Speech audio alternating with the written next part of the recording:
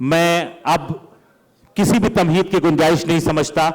मैं उस नाम को आवाज देने जा रहा हूं जो आपके दिलों में बसता है, जिसे आप अपनी निगाहों में बसाए हुए हैं, वो नाम जो हमारे लिए फख्र का बाइस है। मैं सिर्फ नाम पुकारूंगा, जनाबे इमरान प्रतापगढ़ी।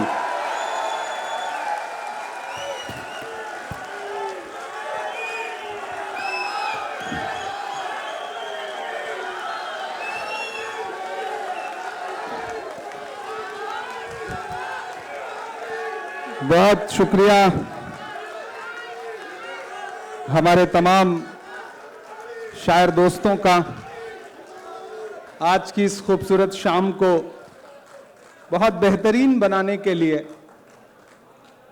ये शायरी का जादू है कि पिछले तकरीबन 3.5 घंटे से आप लोग जिस खुमार में हैं कि आपको खुद भी अंदाजा नहीं है कि आपने इस मुशायरे को कितना खूबसूरती के साथ सुना है।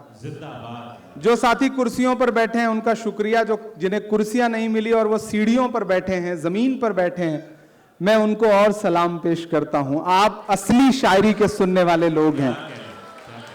साथी पवन खेड़ा जी, कुंवर दानिश अली जी, राजेश ठाकुर जी, भोपाल के विधायक आतिफ अकील साहब, गुलबर्गा की विधायक हमारी बड़ी बहन कनीस फातिमा जी, झारखंड की कैबिनेट मिनिस्टर दीपिका पांडे जी, आपके गैंग ऑफ वासेपुर के जीशान कादरी साहब, डेफिनेट साहब, अमेठी के किशोरी लाल शर्मा जी, हमारे साथी राज्यसभा में अनिल यादव जी, उत्तर प्रदेश के प्रभारी राजेंद्र पाल गौतम जी, तौकीर आलम साहब, तरुण भाई, एमडी चौबदार साहब, ये सारे साथी जो बैठे हैं।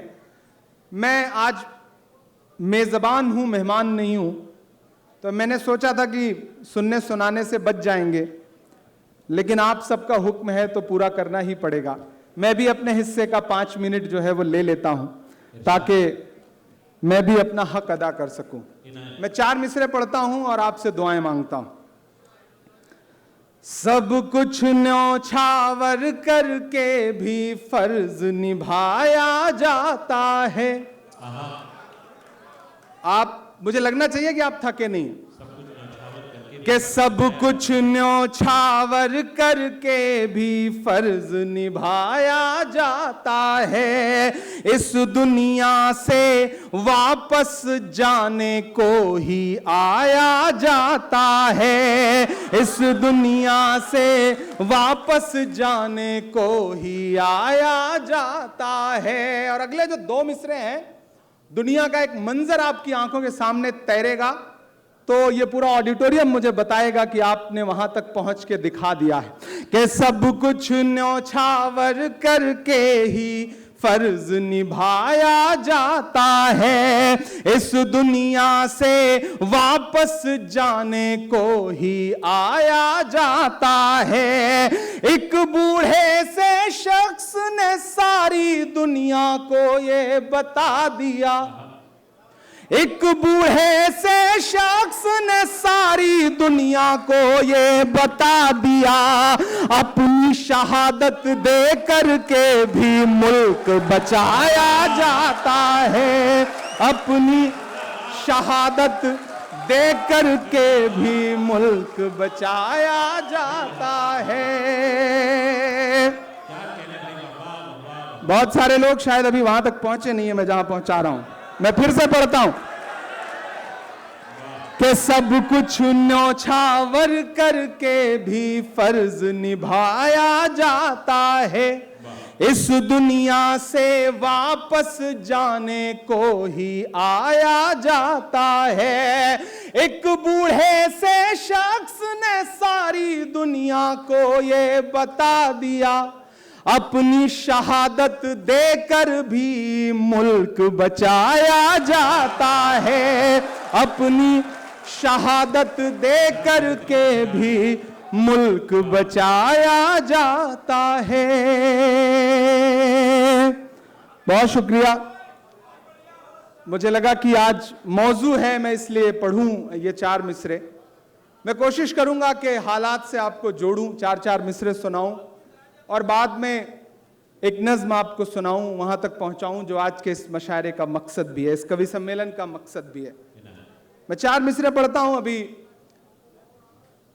चरण सिंह बशर साहब पढ़ करके गए, उन्होंने अपने लहजे में बात की, मैं अपने हिसाब से बात करने की कोशिश करता हूं कि चोर निर्धन ही बस नहीं होते, धन तो धनवान भी चुराते हैं। जो ऊपर बैठे हैं उनकी भी शिरकत है। चोर निर्धन ही बस नहीं होते, धन तो धनवान भी चुराते हैं। हम तो मतदान चोर समझे थे, हम तो मतदान चोर समझे थे, आप तो दान भी चुराते हैं, आप तो दान भी चुराते हैं।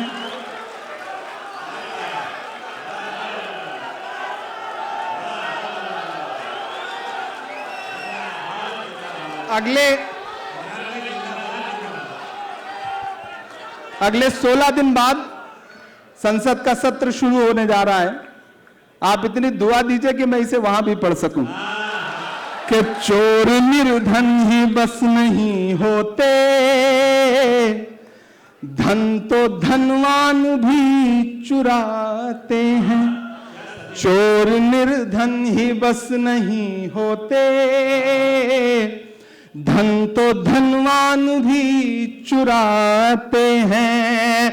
हम तो मतदान चोर समझे थे, आप तो दान भी चुराते हैं, आप तो दान भी चुराते हैं। बहुत अच्छा सुना रहे हैं आप, बहुत अच्छा सुन रहे हैं आप, और इधर से भी बहुत अच्छा सुनाया गया। मसला यह है ना कि हमारे हुक्म के हमारे मुल्क के हाकिम का मसला ऐसा है कि वो एक आदमी बस में सफर करने के लिए चढ़ा और टिकट बनाने वाला जब उसके पास आया ना, उसने कहा पैसे निकालो टिकट बनेंगे। उसने जेब देखा तो जेब ही कटी हुई थी। जब जेब कटी हुई थी तो वो परेशान हो गया। उसने कहा साहब जेब कट चुकी है। तो टिकट बनाने वाला उसके ऊपर चीखने लगा कि तुम लोग ऐसे बहाना करते हो, झूठ बोलते हो, पैसे रहते नहीं, टिकट बनवाना नहीं रहता, लेकिन बहाना बनाओगे कि जेब कट चुकी है। इतने में पीछे एक आदमी बैठा था, बिल्कुल उन्हीं की हूबहू शक्ल वाला। उसने कहा कैसी बात कर रहे हैं आप, किसी आदमी का आप इस तरह अपमान करेंगे, ये बिल्कुल बर्दाश्त नहीं किया जाएगा। मैं पैसे दे रहा हूं, आप इसका टिकट बनाइए। टिकट बनाने वाला खुश हो गया। उसने कहा ठीक है। उसने पैसे दिए। पूरी बस ने उस आदमी के लिए ताली बजाई। बाद में पता चला कि उसी ने जेब काटी थी।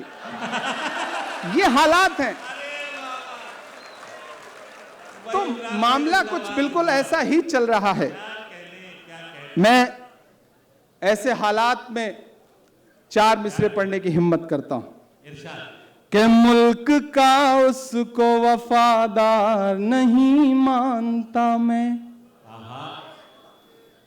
ऐसे दरबार को दरबार नहीं मानता मैं, मुल्क का उसको वफादार नहीं मानता मैं, ऐसे दरबार को दरबार नहीं मानता मैं। बच्चों की खुदकुशी पे जिसका, बच्चों की खुदकुशी पे दिल न पसीजे जिसका, ऐसी सरकार को सरकार नहीं मानता मैं, ऐसी सरकार को सरकार नहीं मानता मैं। बच्चों की खुदकुशी पे दिल न पसीजे जिसका,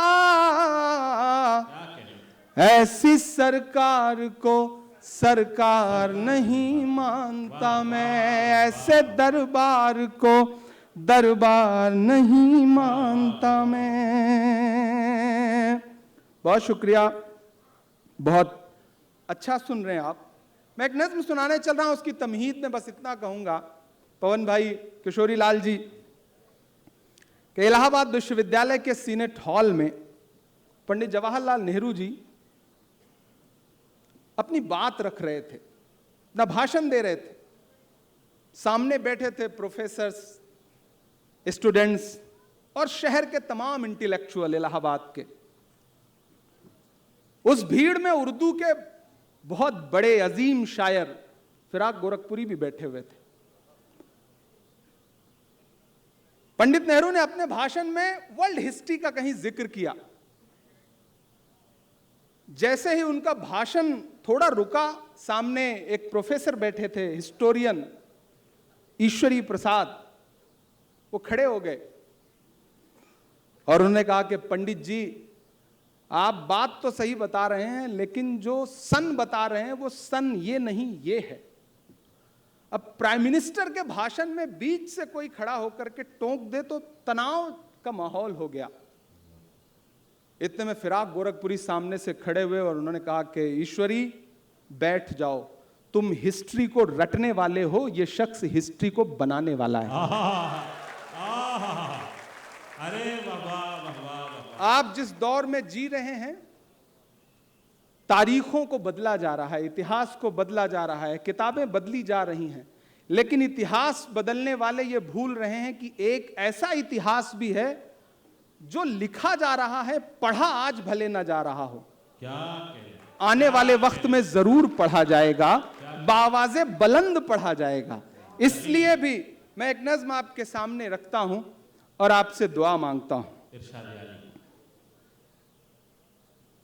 कि एक यही नारा हम सबको हर पल याद रहे।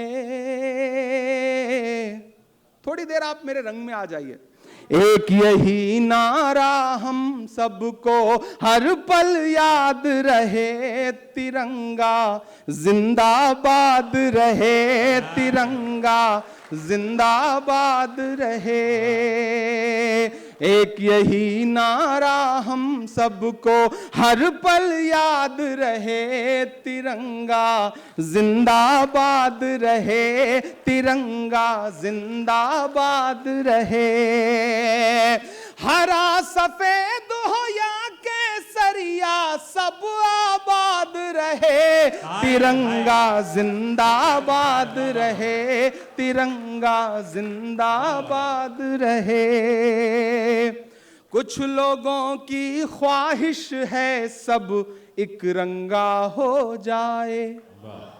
मुझे पता है मैं जहां खड़ा हूं सड़क के उस पार देश की संसद है, मैं यहां खड़ा होकर ये मिसरे पढ़ रहा हूं तो इनके मायने और बड़े कि कुछ लोगों की ख्वाहिश है सब एक रंगा हो जाए। अमन जहां है उस धरती पर भी दंगा हो जाए। अमन जहां है उस धरती पर भी दंगा हो जाए। ऐसे लोगों से अपना ईमान बचाए रखिए, ऐसे लोगों से अपना ईमान बचाए रखिए।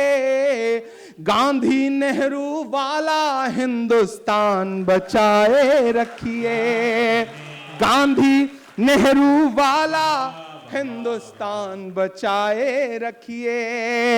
जिसके भी दिल में नफरत हो, जिसके दिल में भी नफरत हो, वो बर्बाद रहे, तिरंगा जिंदाबाद रहे, तिरंगा जिंदाबाद रहे, तिरंगा जिंदाबाद रहे। यहां महाराज बैठे हैं, किशोरी लाल शर्मा जी बैठे हैं। इमरान मिसरे पढ़ता है कि गंगा जल तुम ले आओ, हम जमजम लेकर आए। शिरकत हो ऊपर से नीचे तक कि गंगा जल तुम ले आओ, हम जमजम लेकर आए। आओ मिलजुल कर नफरत की दोनों आग बुझाएं। और आपके नाम ये मिसरे हैं, लेकिन किरदार ये नहीं है। मैं सड़क के उस पार वालों की बात कर रहा हूं कि आओ दोनों मिलजुल कर नफरत की आग बुझाएं। नेताओं की मत सुनना, ये जात बड़ी छोटी है। नेताओं की मत सुनना, ये जात बड़ी छोटी है। देश बड़ा, सरकारों की औकात बड़ी छोटी है। देश बड़ा, सरकारों की औकात बड़ी छोटी है। जो भी कुर्सी पर बैठे, जो भी कुर्सी पर बैठे, उसको ये याद रहे, तिरंगा जिंदाबाद रहे, तिरंगा जिंदाबाद रहे। हरा सफेद हो या केसरिया, सब आबाद रहे, तिरंगा जिंदाबाद रहे, तिरंगा जिंदाबाद रहे। बहुत शुक्रिया, बहुत मोहब्बतें। नहीं, आज बड़ी मुश्किल से तो वो सफेद वाला कुर्ता पजामा उतार के ना यहां खड़े होने का मौका मिलता है। आप यहां भी वही नारे लगाने लगते हो। यहां मुरादाबाद के तमाम साथी बैठे हुए हैं, ऊपर दिल्ली के लोग बैठे हुए हैं, मेवात के लोग बैठे हुए हैं, और मुझे लगता है कि हिंदुस्तान के हर शहर के लोग बैठे हुए हैं, मेरठ के लोग बैठे हैं। मैं एक नज्म पढ़ना चाहता हूं अपने तमाम जो हमारे लीडरान हैं इनके बीच। मुझे लगता है शायद पहली बार इस तरह के किसी मशारे की महफिल में बात करने का मौका मिला है इनसे। मैं एक नज्म सुनाता हूं, जिन नज्मों की वजह से या तो बहुत बदनाम हूं या बहुत मशहूर हूं। कोशिश करता हूं कि वहां पहुंचाऊं आपको। मुझको जालिम का तरफदार नहीं लिख सकते, महाराज ने वो शेर पढ़ी दिया था। मुझको जालिम का तरफदार नहीं लिख सकते, कम से कम वो मुझे लाचार नहीं लिख सकते। जहां हथेली पे लिए बोल रहा हूं जो सच, उसको इस देश के अखबार नहीं लिख सकते। आप ही को हक है भाई। मैं एक नज्म सुनाता हूं जो मेरे दिल के बहुत करीब है। पवन भाई, किशोरी लाल जी, दीपिका जी, राजेंद्र जी, अनिल भाई, सारे लोग, दानिश भाई, राजेश जी, एक नज्म सुनाता हूं। हम एक सुबह सो के उठते हैं तो इलाहाबाद कुछ और हो चुका होता है। हम एक सुबह सो के उठते हैं तो मुगल सराय कुछ और हो चुका होता है। हम एक सुबह सो के उठते हैं तो किसी शहर का नाम कुछ और हो चुका होता है। मुझे तो हैरत है कि वो बरकतुल्लाह साहब जिन्होंने इस देश की आजादी में इतनी बड़ी कुर्बानी दी, उनका भी नाम बदलने की कोशिशों में लगी हैं सरकारें। मैं एक नज्म सुनाता हूं जिसका उन्वान है लाल किला।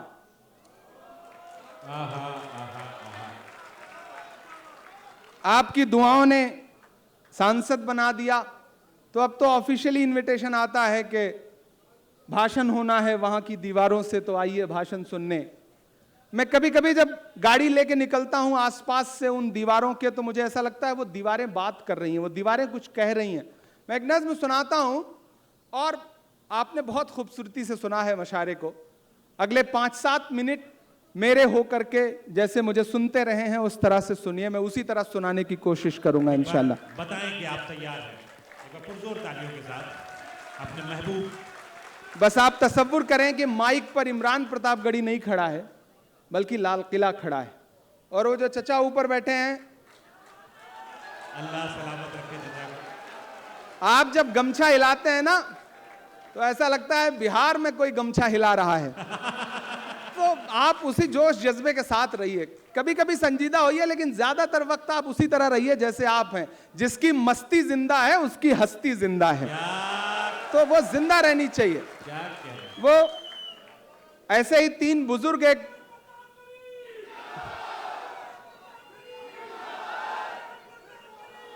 शुक्रिया, बहुत शुक्रिया, ये बड़े नेक लोग हैं।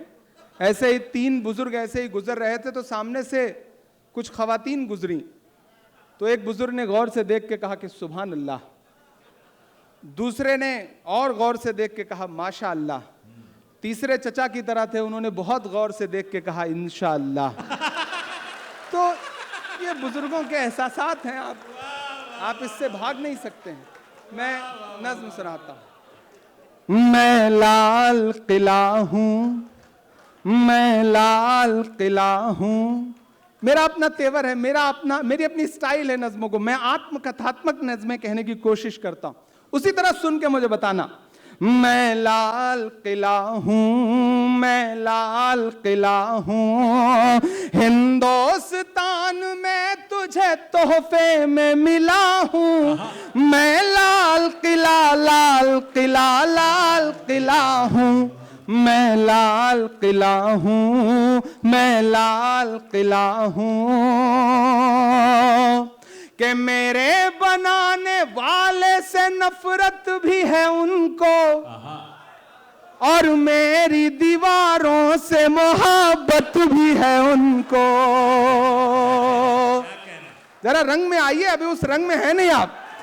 कि मेरे बनाने वाले से नफरत भी है उनको और मेरी दीवारों से मोहब्बत भी है उनको। सदियों की गवाही है मेरी लाल दीवारें, सदियों की गवाही है मेरी लाल दीवारें, भारत की सिपाही है मेरी लाल दीवारें। सदियों की गवाही है मेरी लाल दीवारें, भारत की सिपाही है मेरी लाल दीवारें। देखा गया एक ख्वाब हूं मैं शाहजहां का, देखा गया एक ख्वाब हूं मैं शाहजहां का, तामीर कामयाब हूं मैं शाहजहां का। कि तारीख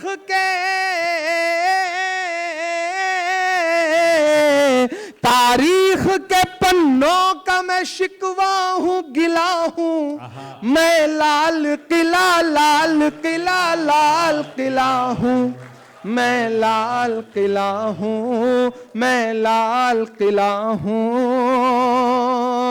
15 अगस्त में कमोबेश महीने भर बचे हैं, फिर भाषण होंगे लंबे लंबे। मैं मिसरे पढ़ रहा हूं कि नेहरू के ख्यालों का निगहबान रहा हूं, नेहरू के ख्यालों का निगहबान रहा हूं, मैं लाल बहादुर का भी अरमान रहा हूं। मैं एक एक नाम गिनाता जाऊंगा, आपकी आंखों के सामने इतिहास तैरता जाएगा और आपकी तालियां हवाओं में उछलती जाएंगी। तमाम नाम आएंगे, आप इंतजार करिएगा। कि नेहरू के ख्यालों का निगहबान रहा हूं और लाल बहादुर का भी अरमान रहा हूं। राजीव अटल सबके हूं अल्फाज समेटे। अगले मिसरे पे तैयार रहना दिल्ली वालों। कि राजीव अटल सबके हूं अल्फाज समेटे, खामोश समन मोहनी अंदाज समेटे। और अब हर उस हाथ को कसम जिसने अब तक हाथ नहीं खोला, कि खामोश समन मोहनी अंदाज समेटे, राजीव अटल सबके हूं अल्फाज समेटे। मैं इंदिरा के जज्बे सा फौलाद रहूंगा। तैयार रहना दिल्ली वालों अगले मिसरे पे। कि मैं इंदिरा के जज्बे सा फौलाद रहूंगा, आबाद था आबाद हुआ आबाद रहूंगा। बहुत शुक्रिया, बहुत शुक्रिया। कि नेहरू के ख्यालों का निगहबान रहा हूं, मैं लाल बहादुर का भी अरमान रहा हूं। राजीव अटल सबके हूं अल्फाज समेटे, खामोश समन मोहनी अंदाज समेटे। मैं इंदिरा के जज्बे सा फौलाद रहूंगा, आबाद था आबाद हूँ आबाद रहूंगा। मैं हिंद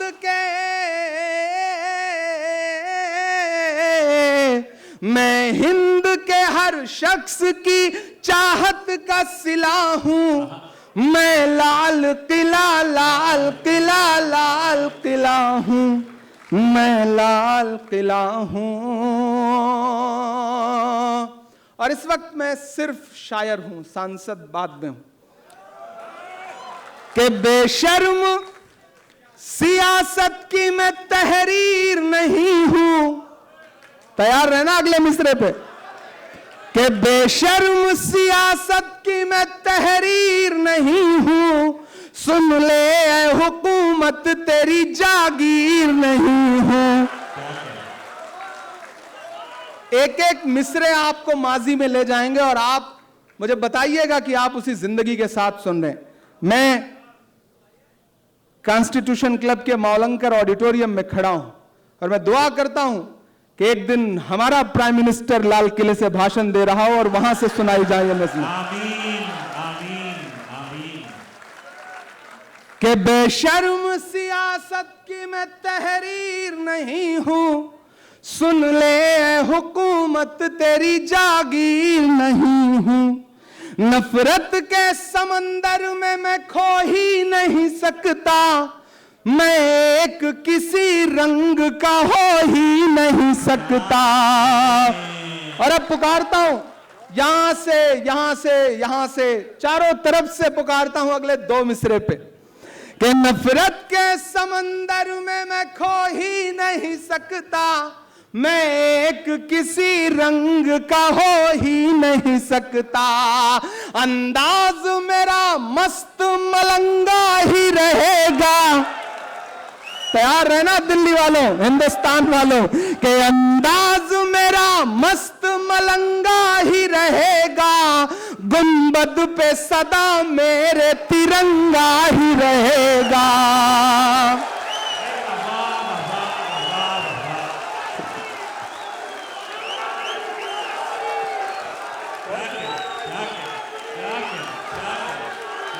बहुत शुक्रिया,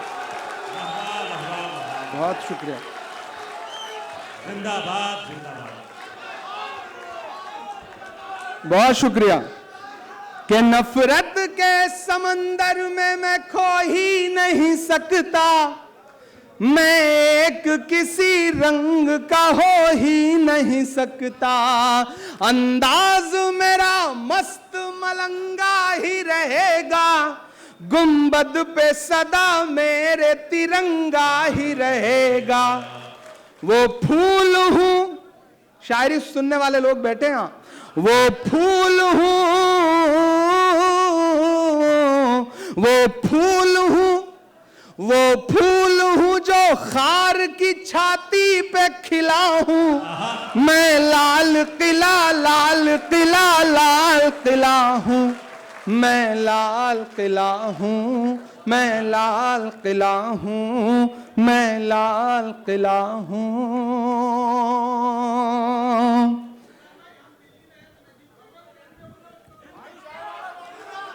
हाँ जी, शुक्रिया जी जी। हाँ हाँ हाँ हाँ, वो भी पिलाएंगे आपको, डोंट वरी। आज 4 जुलाई है और कल 3 जुलाई को हमने एक ऐसी अजीम शख्सियत को याद किया है जिसे नौशेरा का शेर कहा जाता है, ब्रिगेडियर उस्मान को।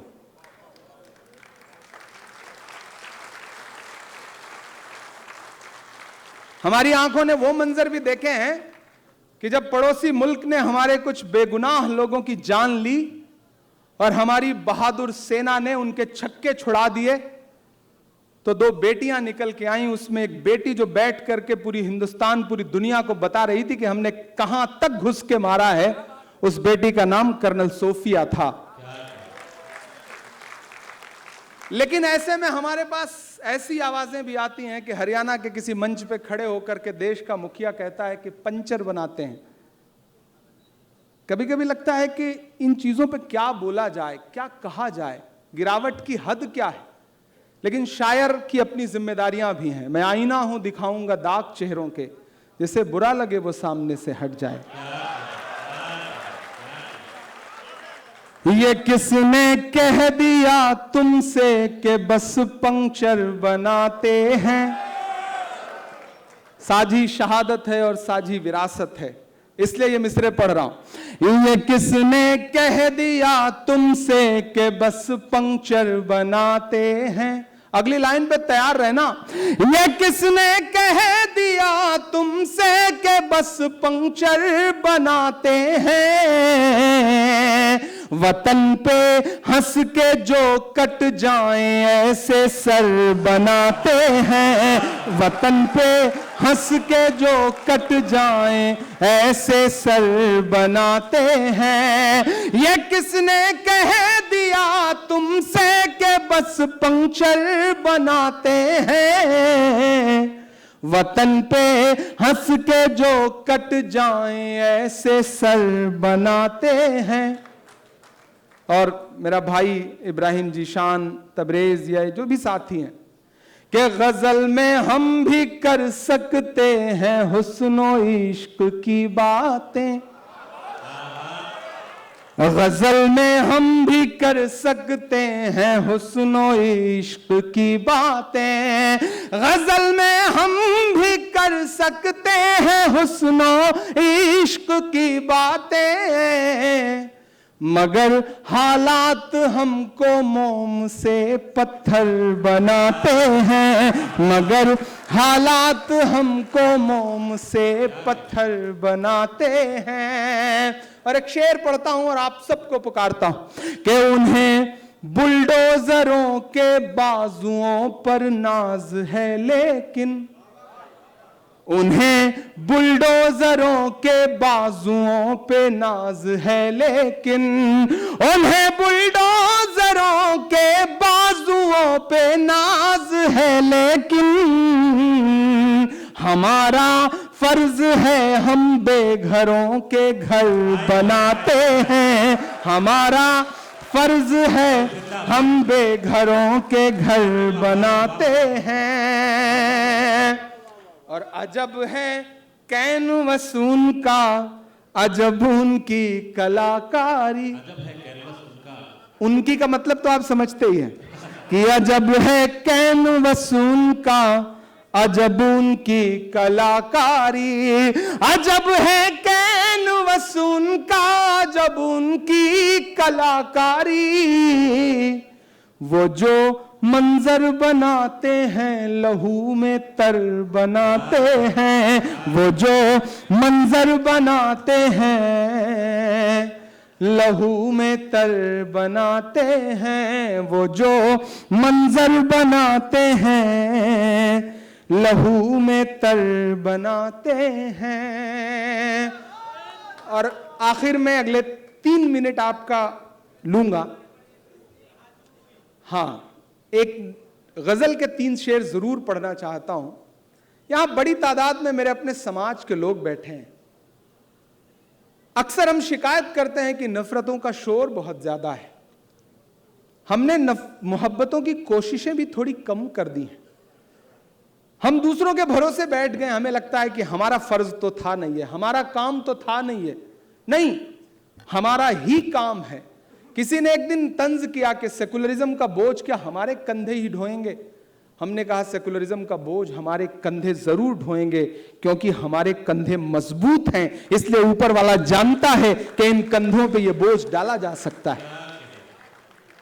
मैं आप सबको शामिल करते हुए एक गजल के 3 शेर सुनाना चाहता हूं। दिल्ली के लोग, मुरादाबाद के लोग, मेवात के लोग, चचा ऊपर बैठे हैं।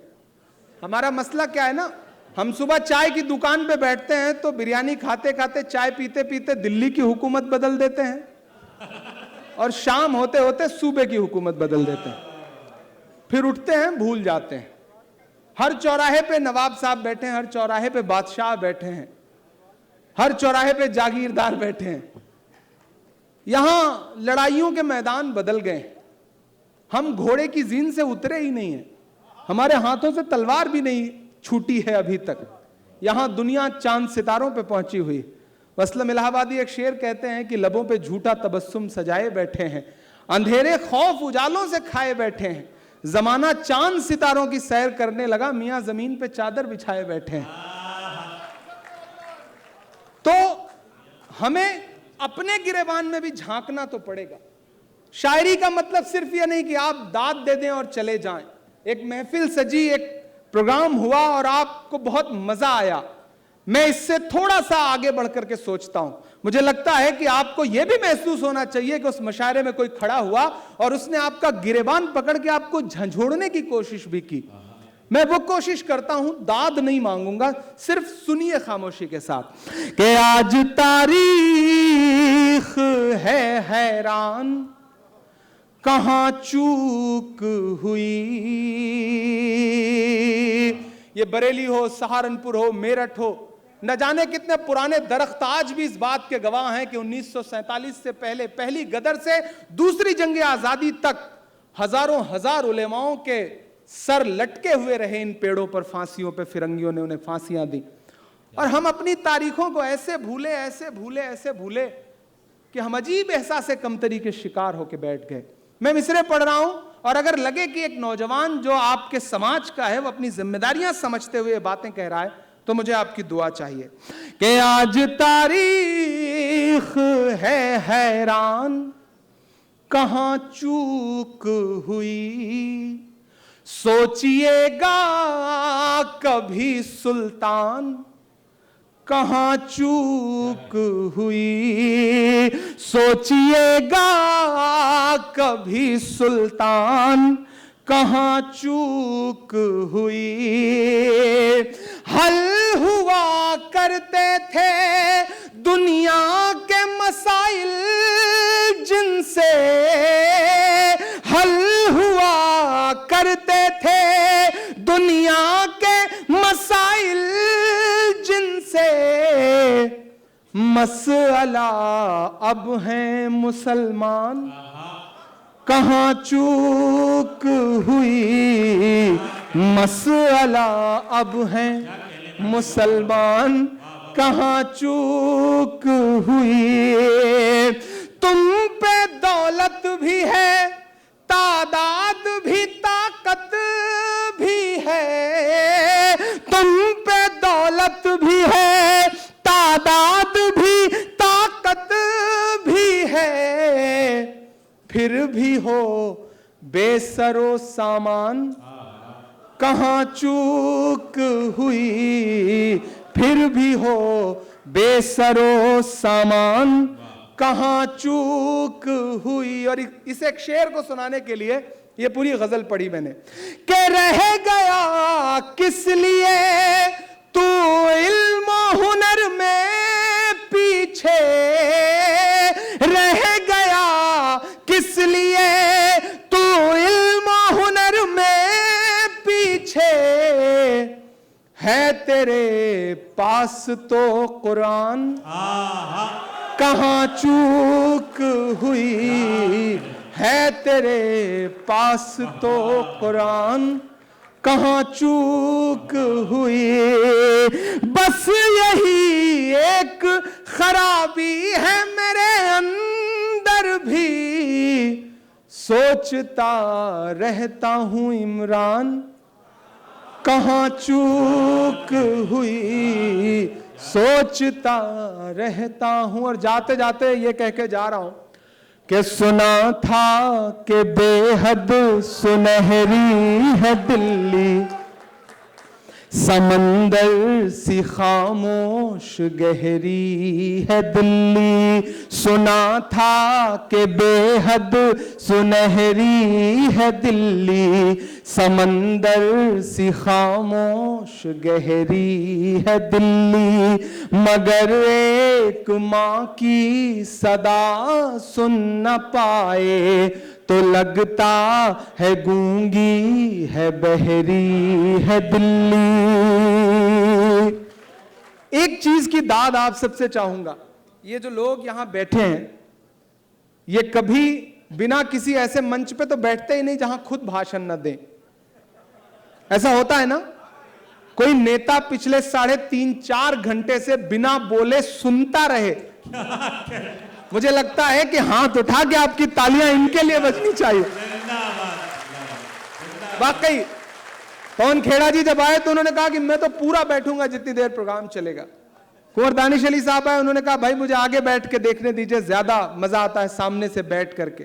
मेरा भी मन था कि मैं सबको लेकर के आगे चला जाऊं, लेकिन जो आगे लोग थे उनको कहां शिफ्ट किया जाता। इसलिए अब इसी जोश और जज्बे के साथ कि जख्म पर जख्म खा के निकले हैं, हाँ मगर मुस्कुरा के निकले हैं। जैसे ही एमपी बन के आए थे, अब तो पवन भाई भी हमारे बेड़े में शामिल हो गए हैं, तो मजा आएगा। जिस दिन आए तो प्रोटेस्ट चल रहा था देश के एक बहुत बड़े सेठ के खिलाफ, मैं नाम नहीं लूंगा, नहीं आप जान जाएंगे कि मैं अडानी जी की बात कर रहा हूं। पार्लियामेंट के अंदर प्रोटेस्ट चल रहा था। जब प्रोटेस्ट चल रहा था तो हम सारे सांसद नारे लगा रहे थे। एक झटके में भारत के इतिहास में पहली बार हुआ कि 143 सांसद एक साथ सस्पेंड हुए, लोकसभा और राज्यसभा मिलाकर। अनिल भी सस्पेंड थे, किशोरी लाल जी भी सस्पेंड ही थे, हम भी सस्पेंड थे, दानिश भाई भी उस टाइम, हाँ तब किशोरी लाल जी नहीं थे, दानिश भाई सस्पेंड थे उस समय। अब पवन भाई होंगे, अब किशोरी लाल जी होंगे, होना ही है, ये तो होता ही रहेगा। हम सब सस्पेंड होकर के खुशी खुशी बाहर आए तो यहाँ जैनेंद्र बैठे हमारे साथी, मीडिया के कई लोग बाहर खड़े रहते हैं, उन्होंने तुरंत माइक लगाया, कैसा महसूस कर रहे हैं, सस्पेंड होके कैसा महसूस कर रहे हैं। मैंने कहा यार अगर आज सस्पेंड होके ना आए होते तो ऐसा लगता कि हमारा नाम बहादुरों में नहीं बल्कि बुज़दिलों में लिखा जा रहा है, तो आज तो सस्पेंड होना फख्र की बात है। तो बोले आप तो शायर हैं, शायरी के लहजे में बताइए। मैंने एक नज्म कही वहीं खड़े खड़े कि जख्म पे जख्म खा के निकले हैं, हाँ मगर मुस्कुरा के निकले हैं। सर झुकाने का हुक्म जब आया, सर झुकाने का हुक्म जब आया, और भी सर उठा के निकले हैं। नारे हक लगा के निकले हैं, नारे हक लगा के निकले हैं। कि हम पे पत्थर उछालने वाले तेरा शीशे का घर नहीं लगता, वो जो मसनद पे है समझ जाए, हमको जालिम से डर नहीं लगता, हमको जालिम से डर नहीं लगता।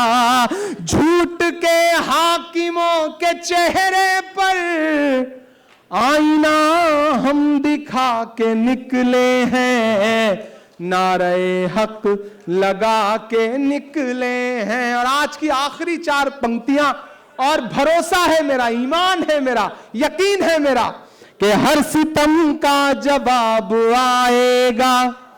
इसलिए हिंदुस्तान वालों, दिल्ली वालों, मुरादाबाद वालों, मेवात वालों, कांग्रेस वालों, गैर कांग्रेस वालों, मायूस मत होइए। तूफान का रुख बदल रहा है, हवाएं बदल रही हैं। एक इंसान चट्टान की तरह खड़ा है, कन्याकुमारी से कश्मीर तक, समंदर के साहिलों से लेकर बर्फ की वादियों तक इमरान मिसरे पड़ रहा है कि हर सितम का जवाब आएगा। जहां भी खड़े हैं, जैसे भी हैं, आप मेरे भरोसे के साथ जुड़िएगा कि हर सितम का जवाब आएगा। देखना इंकलाब आएगा। अच्छे दिन का किए थे जो वादा, अच्छे दिन का किए थे जो वादा, उनका दिन भी खराब आएगा, उनका दिन भी खराब आएगा। और हम तो निकले हैं मुस्कुराते हुए, हम तो निकले हैं मुस्कुराते हुए, और वो तिल मिला के निकले हैं, नारे हक लगा के निकले हैं। अहमद,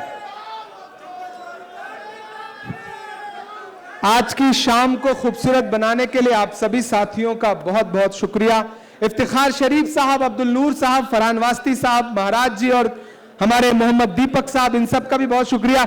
हमारे जो साथी सम्मान के लिए बचे थे वो करा दें, उसके बाद फिर हम इस कार्यक्रम के समाप्ति की घोषणा करें।